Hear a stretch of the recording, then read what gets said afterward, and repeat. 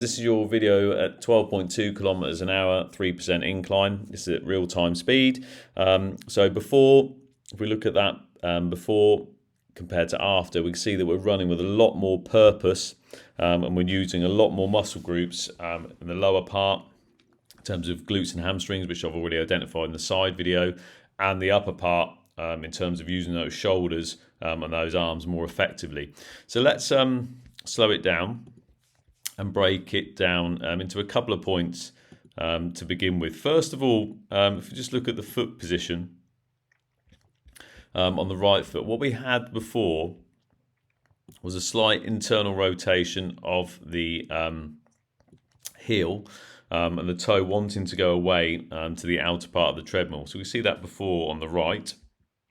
If we have a look as it comes into position now there, we can see that we've got that heel nicely in line with the toe, and it's coming through straighter. So when it starts to internally rotate, we can see that that's overactive hip flexors, underactive glutes in terms of glute activation. So by activating the glutes, that's helped correct that, along with the DMS as well, the single leg stuff.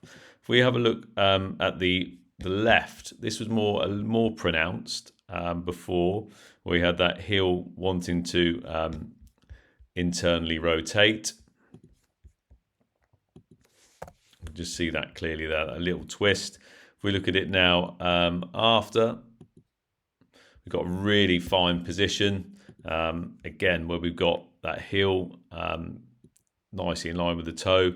And if we extend that, we're pretty much up to the hip dot. So that's a really good improvement, again, in terms of activating the glutes, using them through the anterior step and reach, through the single leg jumps that we did. That has certainly helped improve that. So really good work on the foot position. If we go just play it through at this speed, and you can just see the difference in terms of the heels. I won't go into too much because we've looked at it before from the side, but we can see here the right where it is.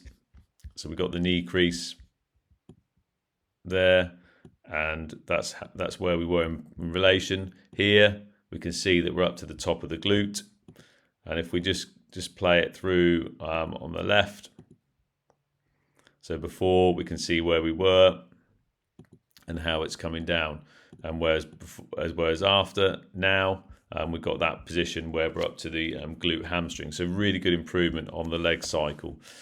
We're looking at the arms. The arms from the back, we can see a little bit more. And if we just look at before, as I mentioned, we had good arm angle before.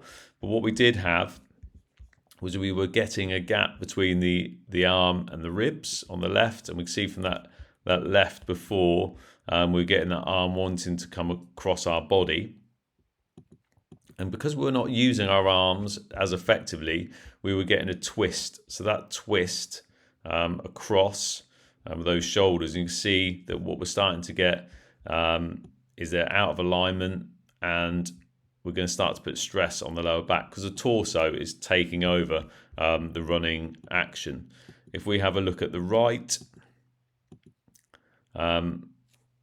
again, we've got the angle of the arm, elbow wanting to point away. In that point, we get less of a twist from that right side. But the subtlety, as we pause it here, where we see the arms more away on the left, is to compensate for that lack of balance, that overstride before. So in terms of where we're at after, sorry, if we stay on before, we just see that the arms really the elbows don't really come back to the purpose. It's more of a little bit of a shuffle. The right, a little bit more, but it's more coming across. Whether we look at afterwards, where I've paused it here, we can see, sorry, we'll keep it running through. We can see that the arms are nicely driving back. So we can see the elbows.